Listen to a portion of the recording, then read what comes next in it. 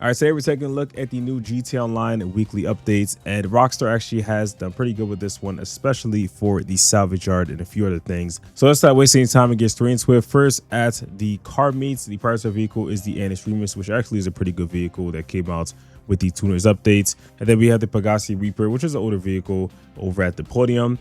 Luxury Autos has the Fister Extreme and the Vapid FMJ MK5, and then the Simone Frontier, LCC Avaris, and then the Vapid Blade, Riata, and Retinue. Now, for the salvage yard, Rockstar has two vehicles that are available to claim for free this week, which is great. I think last week we had one, so I'm glad to see Rockstar on a little bit of a trend of having free vehicles.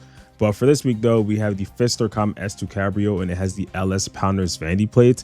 And then we also have the Lampadati Tigon with the LS Panic vanity plate, which are, of course, top tier vehicles, as well as also the fact that the robberies for them are not that bad. We have the podium robbery, which is kind of a bit lengthy, but you know, still pretty easy. Then the gangbanger robbery. So definitely two great vehicles. If you had the time this week, for sure, I would definitely recommend and checking it out. And then Rockstar also has the Premier Half Camo livery, which is available for the Fister Extreme. And then the weekly challenge is that if you complete 2 salvage yard robberies, you get $100,000, which of course is great because most people are going to try and claim the 2 free vehicles, so you're actually going to be ending up getting paid for it. Double money this week, and RP is on the Hunting Pack Remix and also on the Community Race Series, and that is 4 times if you did GSA Plus.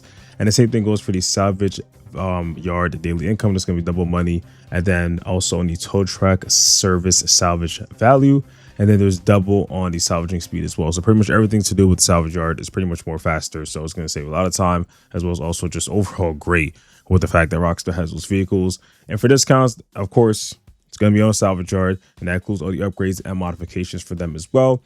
Salvage yard is not pretty expensive. I think the best location, or the most popular that people go with, is Starbreak, because it's like in the center of the city. Also, the entrance is pretty well. The most expensive one isn't that bad either. It's just the fact that like when you're trying to enter and exit, it is kind of, you know, a bit of a curve because you're going through the whole salvage yard itself compared to like kind of just a backdoor garage. So it really comes down to preference, but I'd definitely go between Starbreak, maybe something else that's pretty close to it as well. Overall, pretty great business to look into. And then there's 30% off the Buckingham Melajet, the Nagasaki Buzzard Attack Chopper, the Class A Mamba, Dinka Sugoi, Jewel Builds Phantom Custom, Pagasi Tempesta, Fister Astron, and the Lampadati Novak. Now, of course, we also have to mention GTA Plus for this month. Now, I don't really go that much into detail anymore about the actual subscription. If you guys want to check out pretty much everything that's going on, if you do have GTA Plus, I'll leave a link in the description to that.